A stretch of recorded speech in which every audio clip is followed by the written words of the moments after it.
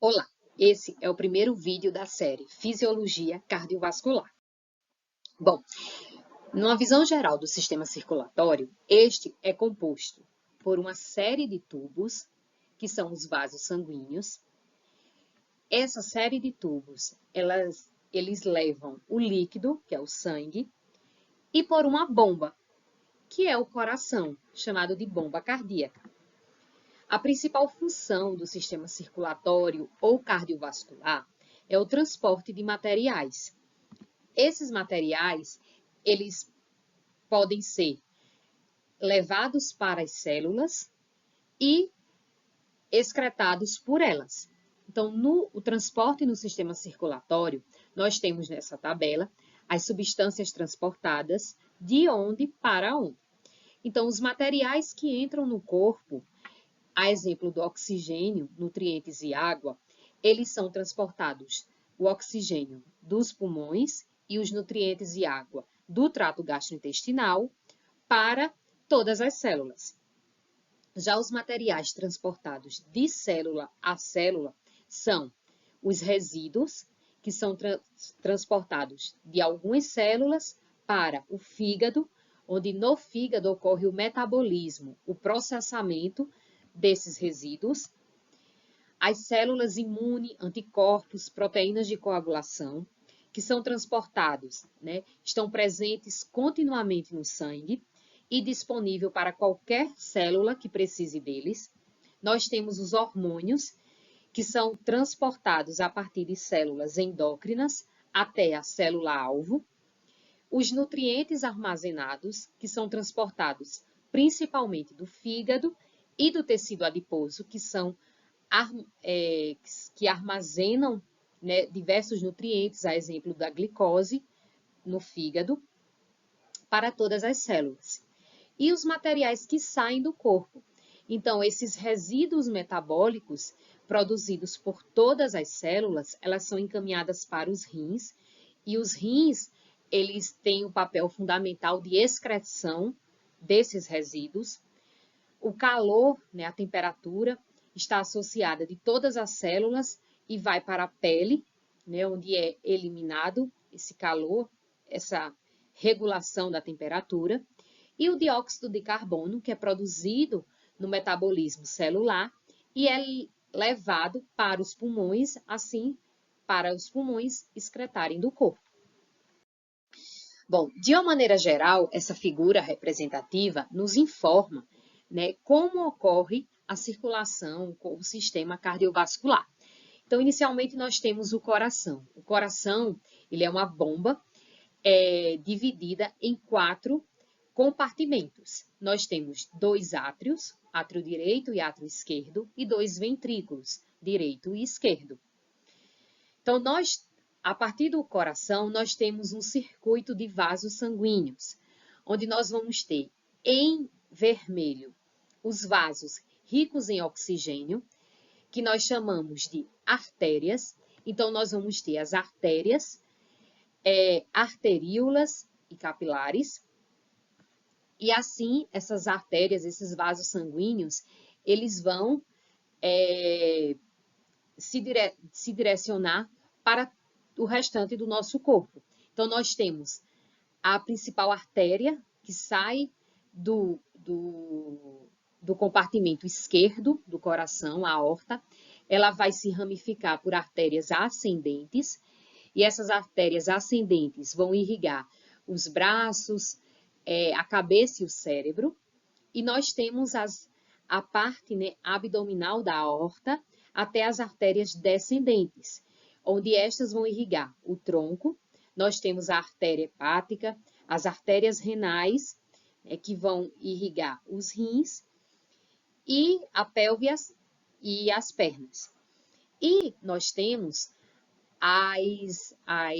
os vasos sanguíneos pobres em oxigênio e ricos em dióxido de carbono, que é um produto do metabolismo celular.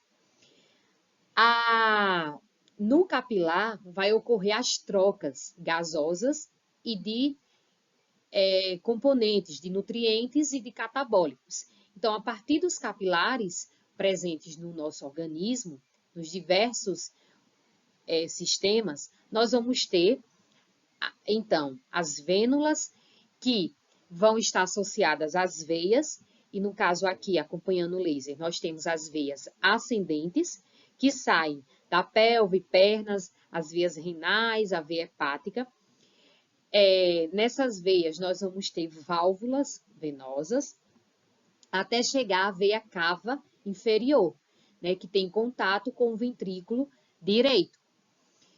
E na parte ascendente do organismo, nós vamos ter, a partir da cabeça e cérebro, as veias que vão ser descendentes dos braços até a veia cava superior, até chegar novamente no átrio direito. Então, até agora, nós vimos a grande circulação, ou a circulação sistêmica. Agora, nós vamos observar a circulação pulmonar ou a pequena circulação. Então, a partir do momento que no átrio direito nós temos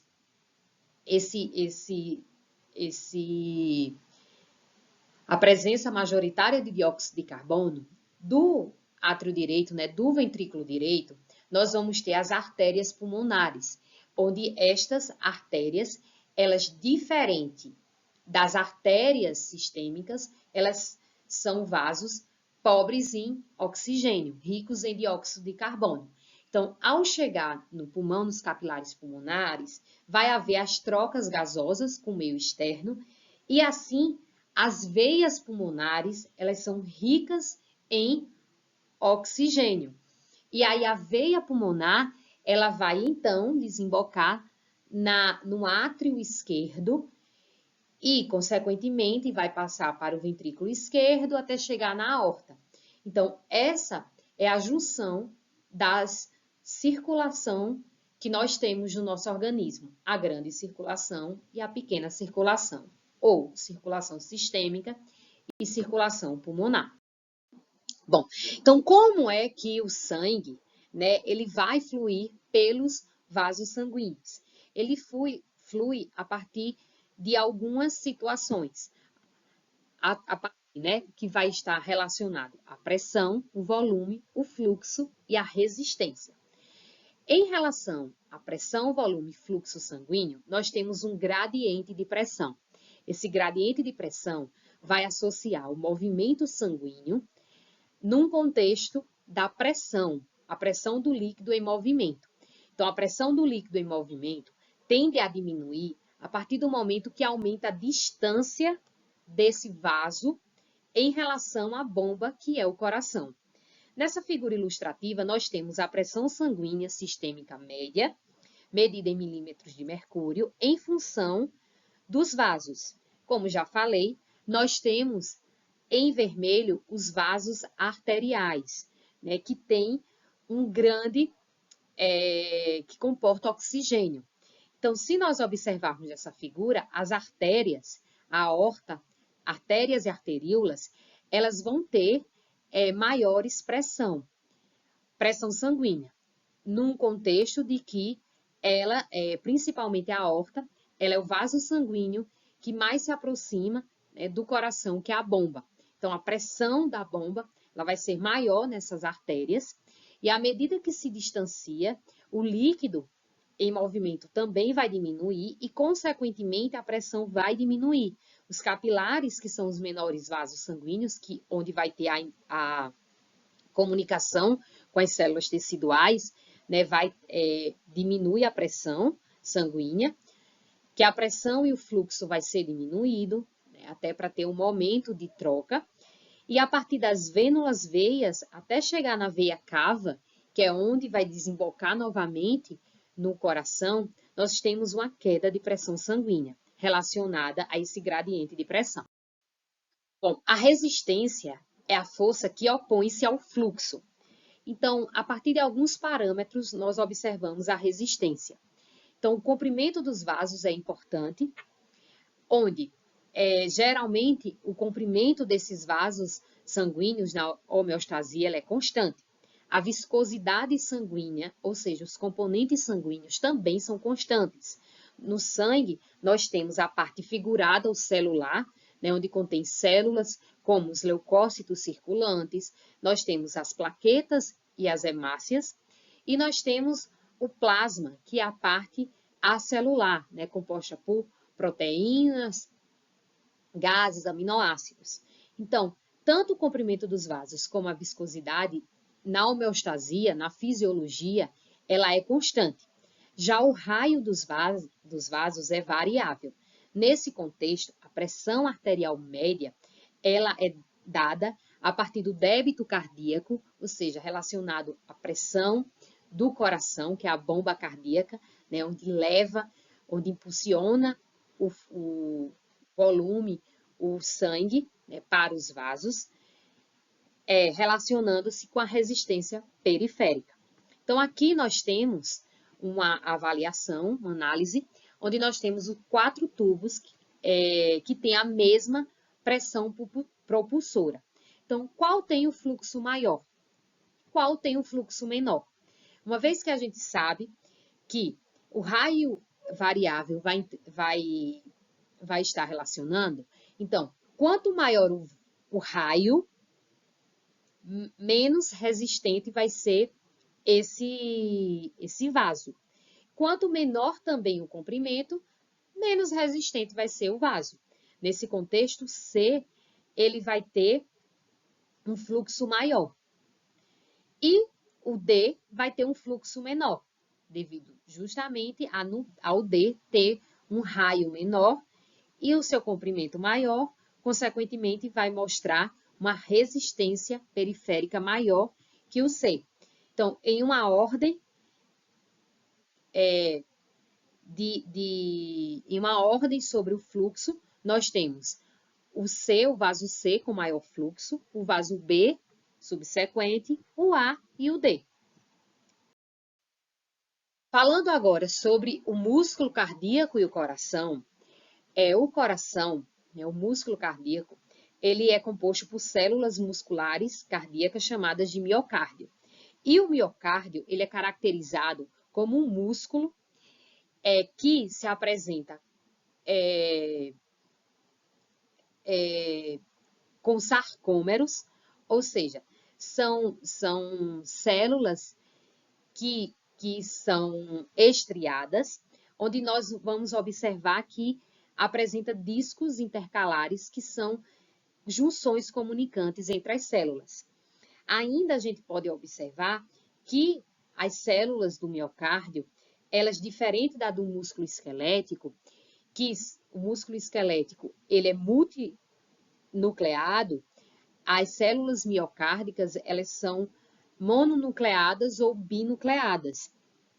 Apresentam mitocôndria, são chamadas de fibras contráteis, né, apresentam a unidade do sarcômero com a distribuição das proteínas contráteis, miosina e actina, além dos túbulos T, e também apresenta-se numa díade. Já o músculo esquelético, ele é uma tríade. E assim, a constituição do músculo cardíaco leva a uma contração cardíaca diferenciada, uma vez que a contração do músculo cardíaco, ele não precisa ser inervado, ou seja, não há uma ativação, né, da sua contração, não está relacionada ao sistema nervoso central. No músculo cardíaco, nós vamos ter 2 tipos de células. As células marca-passo ou autoexcitáveis, que são células miocárdicas especializadas. Essas não possuem sarcômeros organizados, como estamos observando aqui no laser.